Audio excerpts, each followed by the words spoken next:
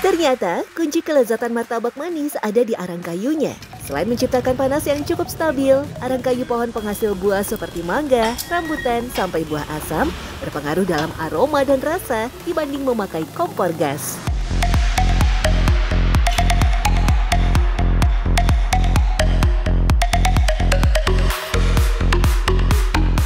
Jika biasanya martabak loyang dimasak di atas kompor gas, berbeda dengan martabak satu ini. Martabak piring yang dikenal sebagai martabak kebanggaan orang Medan, kini hadir di ibu kota. Sesuai namanya, martabak ini dimasak di atas piring enamel menggunakan arang. Piring enamel sengaja dipilih karena dianggap bisa menyebarkan panas secara merata. Setiap piring diberikan pegangan kayu untuk memudahkan mengangkat adonan yang telah matang.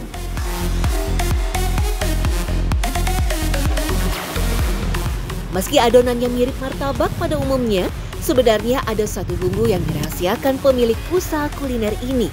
Bentuknya mirip serbuk dan ini diyakini bisa membuat rasa martabak piring menjadi lezat paripurna. Tekstur crunchy di bagian luar berbanding terbalik dengan rasa lembut yang mendominasi keseluruhan martabaknya. Martabak piring murni muncul sekitar tahun 50-an dan sangat populer sebagai street food khas kota Medan. Meskipun berbeda nama, resep martabak piring milik Abi di Jakarta tetap merujuk pada martabak piring murni asli Medan. Bahkan kayu bakar di kedai ini menggunakan kayu tembakau yang didatangkan langsung dari Medan. Arang kayu dipilih sebagai bahan bakar karena bisa memberikan wangi khas dari kayu pohonnya. Dan kebetulan aku dapat ketemu sama ownernya langsung yang di sana. Kayak gitu, dan akhirnya aku dapat support dari beliau untuk dibawa ke Jakarta. Kayak gitu, dan kami di sini belum ada setahun juga. Untuk sejarahnya ya yang tadi aku bilang 1953 udah ada di Medan, dan ini lahirnya martabak piring ini dari Medan. Arang kayu menjadi kunci kelezatan martabak karena berpengaruh dalam aroma dan rasa dibanding memakai kompor gas. Arang dari kayu pohon penghasil buah seperti mangga, rambutan, sampai buah asam dinilai yang paling cocok dipakai sebagai penambah aroma. Proses memasak dengan arang ini memang memberikan kelebihan dalam cita rasa dan aroma ya. Jadi aromanya ini lebih smoky. Ini dihasilkan dari kayu yang digunakan menjadi bahan arang itu. Sehingga proses memasak ini menciptakan satu ciri atau aroma yang khas dari masakan tersebut.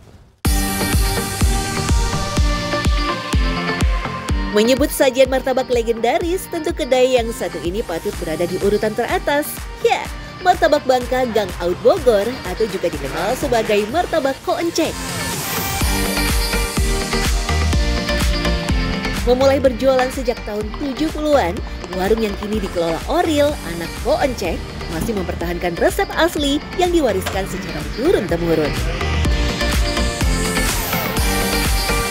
Mulai dari dulu tuh, dari 72 tuh kisaran harga 250 per loyang. Dan pada saat itu kan yang namanya rasa masih terbatas. Ya paling yang ada cuman kacang, dulu tuh wijen, kan keju pada saat itu mungkin masih jadi barang yang mahal kali ya. Ya paling singkatnya sih seperti itu, kalau dimulainya dari tahun 72 gitu. Untuk adonan martabak, resepnya nyaris tak pernah berubah. Hanya menggunakan bahan sederhana seperti tepung terigu, telur, garam dan gula, dan sedikit pengembang. Setiap hari selalu disiapkan adonan baru. Sisa adonan pasti akan dibuang karena dianggap tak bisa dipakai lagi untuk keesokan harinya. Kalau mau ngomong martabak manis, kalau ngomong enak nih kuncinya satu. Beli yang polos adonannya aja, berarti kan dia cuma adonan ya. Adonan manis. Berarti kan kalau adonan udah enak, mau dicampurin apa aja pasti enak. Kuncinya martabak di situ.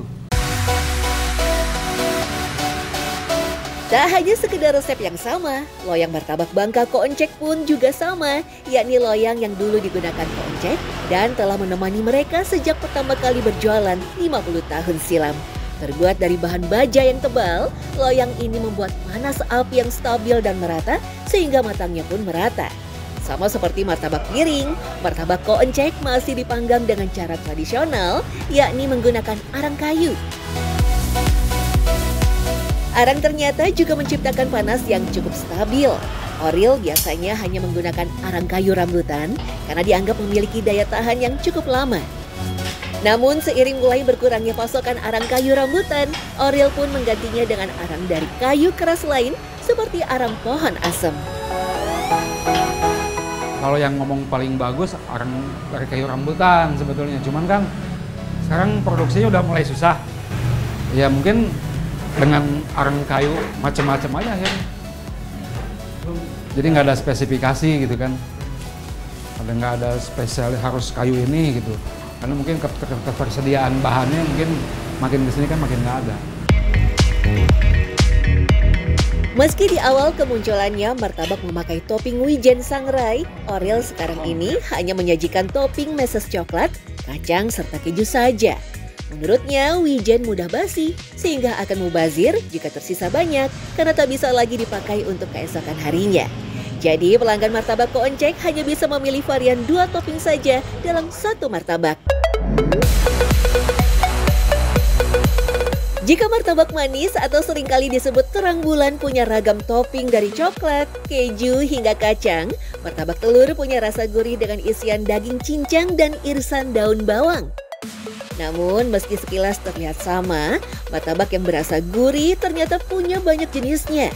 Salah satunya martabak kebanggaan masyarakat Sumatera Barat alias martabak Kubang. Kudapan ini muncul dari Nagari Kubang, Kabupaten 50 Kota, Sumatera Barat. Sosok yang mempopulerkan martabak ini yakini adalah seorang saudagar, yakni Haji Yusri Darwis dari tahun 1971. 17 tahun berikutnya, martabak Kubang mulai masuk ke ibu kota dan langsung mendapat respon positif dari para penikmat kuliner. Populasi orang Minang di Jakarta ikut andil dalam populernya kudapan ini.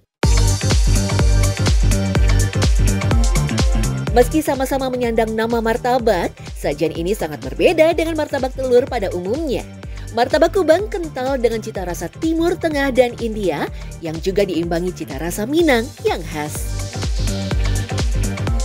Jadi memang perkembangan si martabak Kubang itu masih menggunakan bahan-bahan asli, jadi masih ada banyak-banyak rempahnya.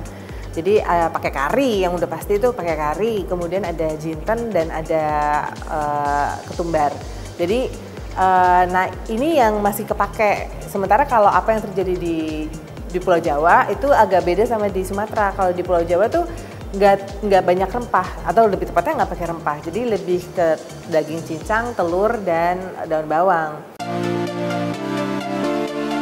Ya, alih-alih memakai daging cincang, martabak Kubang menggunakan daging rendang, salah satu sajian ikonik dari Minang. Tak tanggung, bumbu yang dipakai dalam rendang pun lengkap dengan rempah-rempah seperti pala dan cengkeh digunakan dalam pembuatan martabak Kubang. Untuk membuat martabak Kubang, diawali dengan proses membuat kulit terlebih dulu. Selain keterampilan tangan, dibutuhkan tepung protein tinggi agar kulit martabak tidak mudah sobek.